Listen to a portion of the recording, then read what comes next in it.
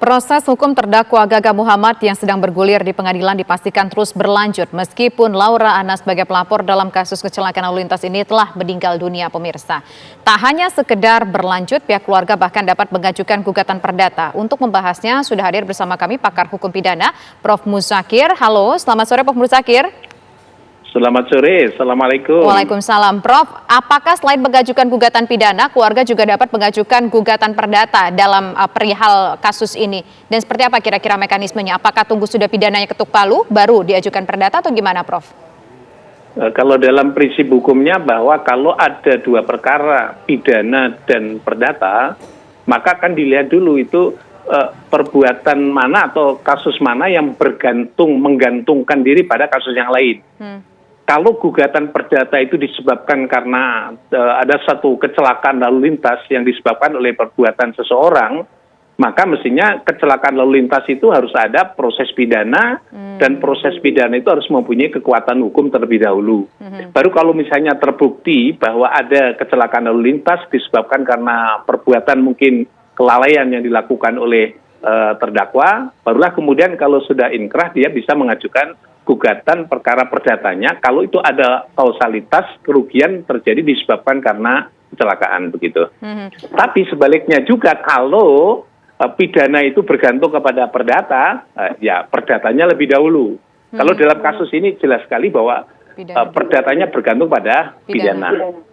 Nah, Prof, ini kan kita ketahui Gaga ini kan dituntut dengan pasal 310 ayat 3 Undang-Undang Nomor 22 Tahun 2009 tentang lalu lintas dengan ancaman hukuman 5 tahun penjara. Apakah ini memungkinkan kalau ini kan diajukan gugatan ini ketika pelapor dalam kondisi hidup, Prof, kemudian juga menderita karena dari kejadian kecelakaan tersebut.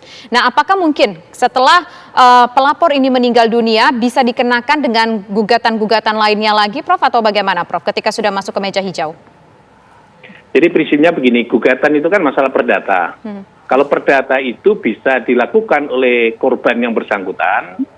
Mungkin kalau korbannya meninggal barangkali ada wasiat dan sebagainya atau keinginan dan sebagainya itu bisa dilanjutkan oleh ahli warisnya atau keluarganya. Jadi kalau yang menggugat misalnya ini perkara sudah inkrah, keluarga bisa menggugat. Dan syarat bahwa dia harus bisa membuktikan bahwa kerugian-kerugian yang diderita oleh korban itu terjadi disebabkan karena perbuatan yang dilakukan oleh terdakwa atau terpidana nantinya atau terdakwa. Jadi kalau itu bisa dibuktikan, maka keluarga korban bisa melakukan gugatan keperdataan.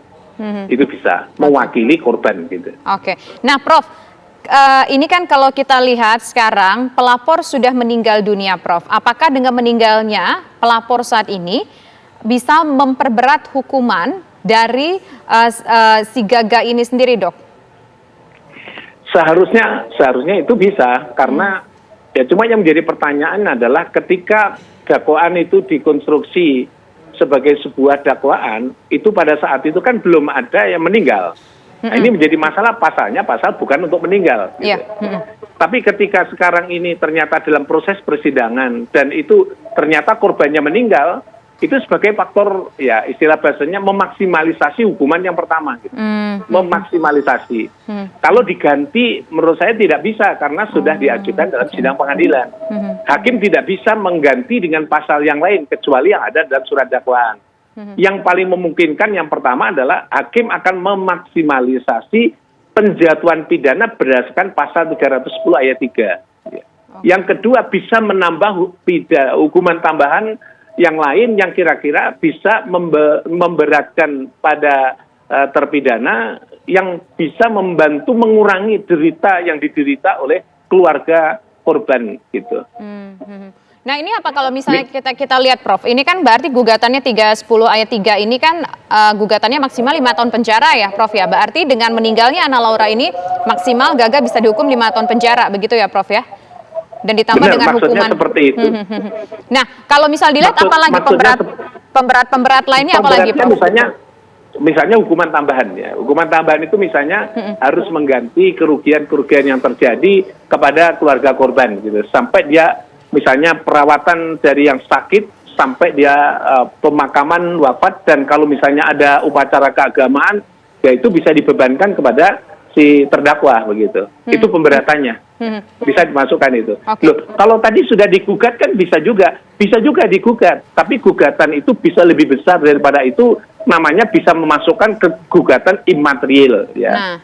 Di samping material bisa imaterial. Tapi kalau dalam perkara pidana, gugatan yang digabungkan dalam perkara pidana plus nanti hukuman tambahan oleh hakim itu yang dijatuhkan oleh hakim kalau bisa dituntut oleh jaksa, itu nanti adalah untuk pemberatan terpidana dalam konstruksi bahwa akibatnya ternyata lebih besar atau lebih berat dibanding dengan apa yang tulis dalam dakwaan, karena ada proses alam sehingga pada saat itu baru diketahui. Maka lahirlah di situ nanti ditambah dengan misalnya pembebanan biaya kepada terpidana untuk perawatan yang sakitnya dan kemudian biaya pemakaman dan biaya upacara keagamaan gitu.